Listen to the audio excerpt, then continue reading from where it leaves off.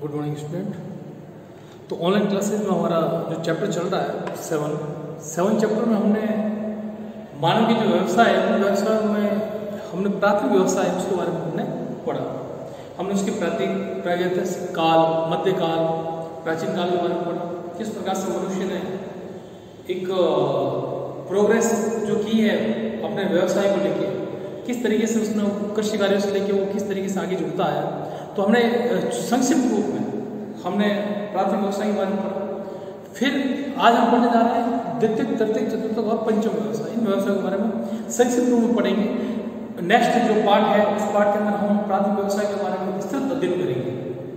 तो देखिए हम कि प्राथमिक व्यवसाय जहाँ प्राथमिक क्रियाओं से जुड़ा हुआ है, जो प्रगति से जुड़ी हुई है, प्रगति से जो प्रोडक्ट जो मिलते हैं हम डायरेक्ट उसका यूज करते हैं, उनका प्रसंस्करण जो किया जाता है, तो वो सारे प्राथमिक व्यवसाय कहलाते हैं। जैसे पशुपालन हुआ, डेयरी हुआ, ठीक है, दुग्ध व्यवसाय हुआ, ये सब उससे जुड़े हुए हैं।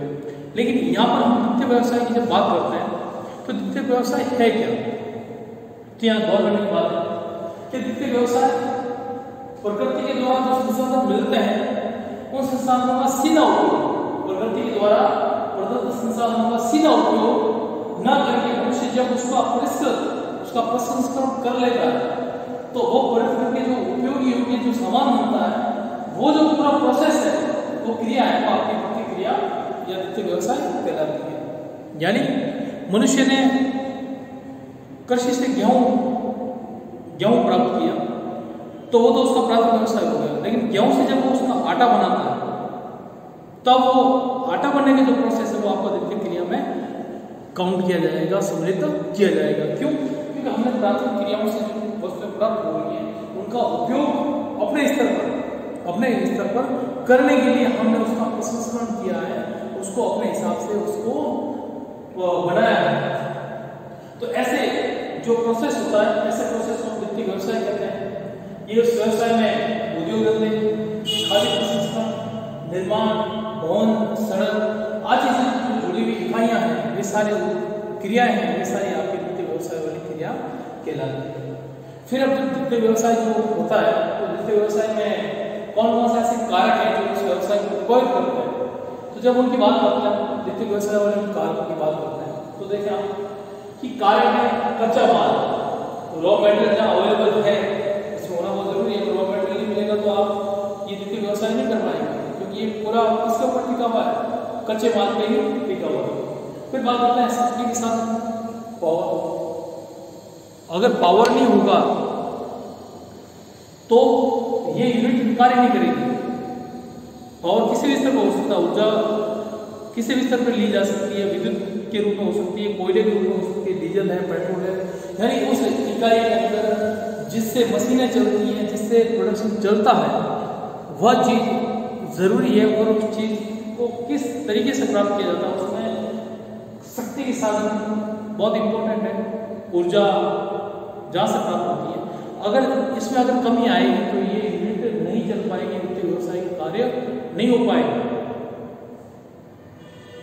परिवहन संचार सुविधा, बिल्कुल ट्रांसपोर्टेशन होना बहुत जरूरी है, कम्युनिकेशन होना बहुत जरूरी है। यूनिट में अगर प्रोडक्शन हो रहा है और उस प्रोडक्शन को अगर कंज्यूमर तक नहीं भेजा जा सकता है, अगर डिमांड तक नहीं पहुंच रहा है वो, तो उससे क्या होगा कि आपकी यूनिट का जो बना हुआ सामान है वो सारा आपके यूनिट में ही रह जाएगा, या प्रॉपर अगर डिलीवरी नहीं होगी उसकी तो माल नहीं बिकेगा, यूनिट पे उसका नकारात्मक प्रभाव पड़ेगा। तो हम कहते हैं कि एक बेटर ट्रांसपोर्टेशन भी होना चाहिए उसका, तो बेटर कम्युनिकेशन भी उसका होना चाहिए, संचार के साधन दुरुस्त होने चाहिए, यूनिट अच्छी होनी चाहिए। अगर टाइमली अगर आपका कम्युनिकेशन नहीं हो पाएगा, डीलर के बीच में, कस्टमर के बीच में नहीं हो पाएगा, तो आप अपने प्रोडक्शन को और ज़्यादा प्रॉफिट में नहीं ला पाएंगे। फिर बात करते हैं पूंजी की। बड़ा उद्योग है तो जाहिर सी बात है पूंजी भी ज़्यादा चाहिए, बड़ा उद्योग है तो पूंजी भी ज़्यादा चाहिए। अगर आपके पास ज़्यादा पूंजी है तभी आप इस उद्योग को अच्छी तरीके से कर पाएंगे, इस उद्योग को अच्छी तरीके से कर पाएंगे। तो पूंजी नेसेसरी है इस एक्टिविटी के लिए। प्राथमिक व्यवसाय में तो किसान जरूरत के हिसाब से पैसा लगाता है, जरूरत के हिसाब से उत्पादन करता है, जरूरत के हिसाब से इसको पुनर्भरण होता है। लेकिन इसके अंदर बड़े स्तर पर अगर आपको उत्पादन करना है तो ज़्यादा पूंजी चाहिए, छोटे स्तर पर उत्पादन करना है तो कम पूंजी चाहिए, लेकिन पूंजी नेसेसरी पार्ट्स है। फिर बात करते हैं बाजार की। प्रोडक्शन आपने कर लिया, यूनिट के अंदर प्रोडक्शन आपको अच्छा खासा हो गया, लेकिन अब उस माल को अगर बाजार नहीं मिलेगा तो माल बेचोगे कहाँ? यानी आपको उस अर्थव्यवस्था का हिस्सा अगर बनना है तो आपको बाजार कंपल्सरी है उसके लिए, तो बाजार मिलेगा आपको, अच्छा बाजार मिलेगा तो जाहिर सी बात है कि व्यवसाय में अच्छा चलेगा। फिर श्रम बहुत जरूरी है। श्रम यानी श्रमिक, किसी भी उद्योग में कार्य करने के लिए कोई भी अगर इकाई में कार्य हो रहा है तो वो अपने आप नहीं होता है, लेबर की जरूरत पड़ती है, हमें श्रम की जरूरत पड़ती है, श्रमिकों की जरूरत पड़ती है। जितने सस्ते, जितनी कुशल श्रमिक अगर कम कीमत पर मिलेंगे तो वो उद्योग उत्पादन की जो लागत है उसकी वो कम आएगी, उत्पादन को वो अधिक करेगा। इसलिए कंपल्सरी है कि ये सारे ऐसे मेजर फैक्टर हैं जो किसी भी उद्योग को अच्छी तरीके से एस्टेब्लिश करने के लिए मुख्य घटक या मुख्य कारक या मुख्य फैक्टर हम इनको कह सकते हैं।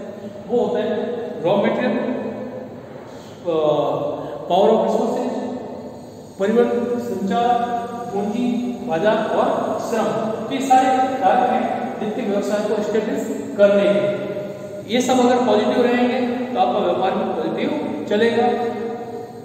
तो प्रकृति, एक बार फिर हम उसको देख लेते हैं, प्रकृति प्रदत्त संसाधनों का सीधा उपयोग न करके मनुष्य के द्वारा परिश्रम को परिवर्तित करके उसका जो उपयोगी योग्य उस प्रोडक्ट को हम बनाते हैं, तो ये पूरा जो प्रोसेस है इस प्रोसेस को ही हम सेकेंडरी सेक्टर का ऑक्यूपेशन कहते हैं। अब बात करते हैं तत्व व्यवसाय। देखिए आप, प्राथमिक किससे जुड़ा हुआ है? प्रकृति से जुड़ा हुआ है। द्वितीयक प्रकृति से जुड़े हुए प्राथमिक व्यवसाय से उत्पादित जो माल है उसको द्वितीयक व्यवसाय कच्चे माल के तौर पर यूज करता है। ये तो एक माल बेस्ड या गुड्स बेस्ड हम कह सकते हैं कि ऑक्यूपेशन हो गया। लेकिन अब जो बात होती है तत्व व्यवसाय की, तो तत्व व्यवसाय क्या होता है? ये पूरी तरीके से सर्विस सेक्टर से जुड़ा हुआ व्यवसाय है, सेवाओं से जुड़ा हुआ। कैसे यहाँ देखें कि समुदायों को दी जाने वाली व्यक्तिगत तथा व्यावसायिक प्रत्यक्ष सेवाएं, जो डायरेक्ट सेवाएं समुदाय को जो दी जाती है उनको हम कहते हैं प्रत्यक्ष व्यवसाय। जैसे बैंक के अंदर आप बैंक में गए, बीमा आपने करवाया, बीमा, अब बीमा देने वाला आपको कुछ दे नहीं रहा है, आप उसको पे कर रहे हैं, वो आपको सिर्फ सर्विस दे रहा है। आपको क्या दे रहा है? सर्विस दे रहा है, बदले में आप उसको पे कर रहे हैं, अपनी उसकी सेवाएं लेने के लिए आप उसको पे कर रहे हैं, उसको पैसा चुका रहे हैं। दूसरी बात, संचार, कम्युनिकेशन, मोबाइल नेटवर्किंग की बात करते हैं हम, मोबाइल यूज करते हैं हम अच्छी तरीके से, मोबाइल का फ़ोन है उसका पैसा हमारा लगा है, मोबाइल में जो हमने रिचार्ज करवाया उसका पैसा हमारा लगा है, यानी पैसा हमारी तरफ से पे किया जा रहा है। किसको किया जा रहा है? प्रोवाइडर एजेंसी को पैसा हम पे कर रहे हैं, वो हमें क्या कर रही है? सर्विस दे रही है। कम्युनिकेशन किससे हो रहा है? हमारा अपने रिलेटिव से, नॉन रिलेटिव से, पहचान वाले लोगों से, बिना पहचान के लोगों से, जरूरत के हिसाब से हम उनसे बातचीत कर रहे हैं। लेकिन इसके बीच में मीडिएटर कौन है? वह कंपनी है जो मोबाइल को ऑपरेट कर रही है, तो हम उसकी सेवाएं ले रहे हैं। इसलिए उस सेक्टर को हमने किसमें डाल दिया? तत्व व्यवसाय में, यानी समुदाय को दी जाने वाली व्यक्तिगत प्रत्यक्ष सेवाएं, ये आपका सेक्टर हो गया। तीसरा, तत्व व्यवसाय, इसके अंदर सामान दिया जा रहा है, नहीं दिया जा रहा है, ओनली सर्विस बेस्ड इंडस्ट्रीज की कार्य कर रही है। तो परिवहन है, परिवहन में भी आप अगर परिवहन सुविधाओं का लाभ उठाते हैं, ठीक है, जैसे कि आपने एक टिकट लिया और बस में बैठे आप और गंतव्य स्थान पर पहुंच गए, आपने सिर्फ उस बस ऑपरेटर कंपनी की बस को कुछ समय के लिए यूज किया है, उसकी सेवाओं को कुछ समय के लिए लिया है, वो पूर्णतः आपकी सेवा नहीं है, वो सिर्फ आपको डेस्टिनेशन तक पहुंचने तक वो आपको सर्विस प्रोवाइड करवाएगी और बदले में आपने उसको टिकट के एवज में पैसे चुकाए हैं। तो ये आपकी एक सर्विस है जिसको हम तत्व व्यवसाय के तौर पर जानते हैं, जो कंप्लीटली सर्विस बेस्ड इंडस्ट्रीज माने जाती है। फिर बात करते हैं चतुर्थ व्यवसाय। चतुर्थ क्या होता है? जो चतुर्थ व्यवसाय भी तत्व व्यवसाय से जुड़ा हुआ सिमिलर व्यवसाय ही है। इसमें ना प्रोडक्शन हो रहा है, ना मतलब कोई भी चीज हमें नजर नहीं आ रही।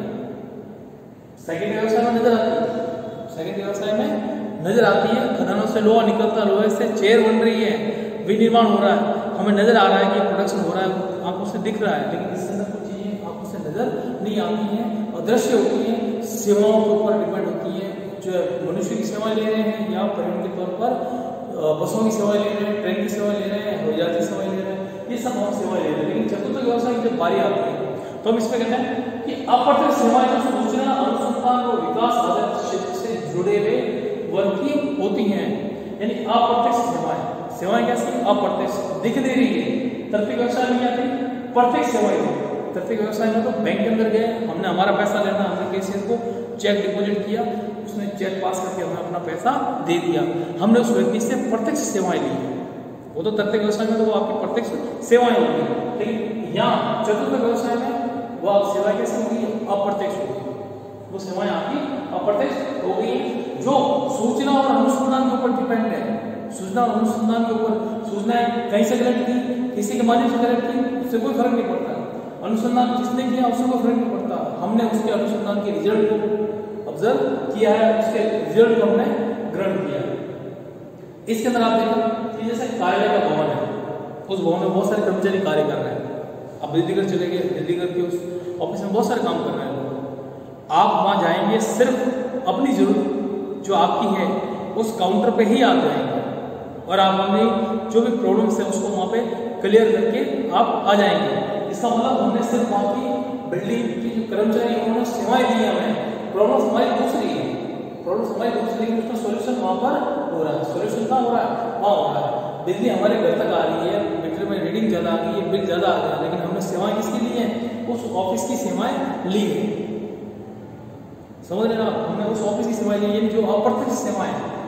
फिर शिक्षण संस्थान, एक बच्चा विद्यालय के अंदर आकर एजुकेशन ग्रहण करता है, लेकिन उसका पे कौन करता है? बच्चा पे नहीं करता, उसका पे कौन करेगा? उसके फादर पे करेंगे, उसके गार्जियन है वो शिक्षण के बदले पे करेंगे। यानी अप्रत्यक्ष तौर पर रिबेट कहाँ से मिल रही है? उसके फादर से रिबेट मिल रही है। और पे कौन कर रहा है? फादर कर रहा है, लेकिन एजुकेशन ग्रहण कौन कर रहा है? छात्र कर रहा है। फिर अस्पताल हम गए, डॉक्टर से हमने सेवाएं ली है, लेकिन क्या डॉक्टर की एक पर्ची पर लिखी हुई प्रिस्क्रिप्शन से हमारा इलाज हो सकता है क्या? नहीं, हमें उसके लिए उस लिखी हुई प्रिस्क्रिप्शन के अकॉर्डिंग मेडिसिन लेनी पड़ेगी। मेडिसिन से ही हम ठीक होंगे, लेकिन हमने सेवाएं किसके लिए? डॉक्टर के लिए। सेवाएं किसके लिए? डॉक्टर की। प्रिस्क्रिप्शन किसने लिखी? डॉक्टर ने लिखी। लेकिन मेडिसिन हमें केमिस्ट से लेनी पड़ेगी और वो केमिस्ट से मेडिसिन जो लेंगे वो खाने से ही हम ठीक होंगे। उस प्रिस्क्रिप्शन से ठीक नहीं हो रहा है, हमने उस पर लिखी हुई दवाई को लेने से हम ठीक हो रहा है। तो फीस हमने किसको पे की है? डॉक्टर को पे की है। मेडिसिन का पैसा केमिस्ट को पे किया है, ठीक है। और अप्रत्यक्ष सेवाएं किसकी हुई? डॉक्टर की हुई है। फिर रंगमंच के कलाकार, लेखा कार्य से जुड़े हुए लोग हैं, ये सब आपके चतुर्थ व्यवसाय के अंदर काउंट होते हैं। फिर बात करता पंचम व्यवसाय। अब देखो आप कि पंचम व्यवसाय क्या होता है, तो ये एक इसको हम कह सकते हैं सब कैटेगरी है। तृतीय व्यवसाय, जो तृतीय व्यवसाय है उसका ये क्या है? सब कैटेगरी उसकी उपभाग कह सकते हैं, इसको उपभाग कह सकते हैं। इसके अंदर हम ये कहते हैं कि ये एक नवीन और वर्तमान जो विचार है उन विचारों का एक पुनर्गणन कह सकते हैं कि पहले से अगर कोई डाटा कलेक्ट किए हुए उनको वर्तमान के साथ एनालिसिस करके जब उसको यूजफुल बनाया जाता है तो हम इस तरीके से उसको जान सकते हैं। हम इसमें कह सकते हैं कि कोई भी अगर विषय विशेषज्ञ है, पर्टिकुलर किसी सब्जेक्ट का मास्टर है तो वो अपने सब्जेक्ट के बारे में जो अच्छे से अच्छा ओपिनियन है हमें अगर लेना है तो हम उसकी सेवाएं लेंगे, पर्टिकुलर सेवाएं लेंगे। लेकिन अध्यापक कक्षा के अंदर जो अध्यापन का कार्य कराएगा वो एक सब्जेक्ट से जुड़ा हुआ ही अध्ययन करा सकता है, उस सब्जेक्ट से संबंधित अध्ययन करवा सकता है। लेकिन अगर उस सब्जेक्ट की और ज़्यादा डीप नॉलेज लेनी है तो हमें उस सब्जेक्ट के मास्टर जो विशेषज्ञ है उससे की सेवाएं लेनी पड़ेगी। तो जुड़ा हुआ किससे? तृतीय व्यवसाय का ही एक उपभाग है, उससे जुड़ा हुआ है। परामर्शदाता, परामर्श किसी से भी लिया जा सकता है। आप परामर्श डॉक्टर से भी ले सकते हैं, तो परामर्श एक वकील से भी ले सकते हैं। लेकिन हमें जिस जगह से परामर्श मिलना है तो वो सेवाएं डिपेंड करती हैं उस सेक्टर से। यहाँ पंचम व्यवसाय की जब बात आती है तो निर्णयकर्ता होते हैं, नीति निर्धारक होते हैं जो पॉलिसीज बनाते हैं। ये पॉलिसी ओवरऑल सबके लिए बनाई जाएगी या पर्टिकुलर कुछ लोगों के लिए बनाई जाएगी। पॉलिसियाँ किसी वे में, किसी भी परिदृश्य में बनाई जा सकती है। तो हम कह सकते हैं ऐसा जो व्यवसाय जिसमें पर्टिकुलर किसी विशेषज्ञ की सेवाएं ली जाती हैं तो वो आपका पंचम व्यवसाय कहलाता है। तो इस प्रकार से हमने प्राथमिक, द्वितीय, तृतीय, चतुर्थ और पंचम इन व्यवसायों के बारे में एक संक्षिप्त जानकारी इस हासिल की है। अगला हमारा जो चैप्टर है वो है आपका चैप्टर 8 प्राथमिक व्यवसाय। इसमें हम प्राथमिक व्यवसाय से जुड़े हुए तमाम जो व्यवसाय उनके बारे में पढ़ेंगे, जैसे आखेट करना है, संग्रहण करना है, मछली पकड़ना, पशुपालन है, कृषि है, लकड़ी काटना, खनन है। ये सब जो प्रकृति से डायरेक्ट जुड़ा हुआ इंसान प्रकृति से डायरेक्ट प्राप्त करता है, उन सब के बारे में हम अगले अध्याय 8 के अंदर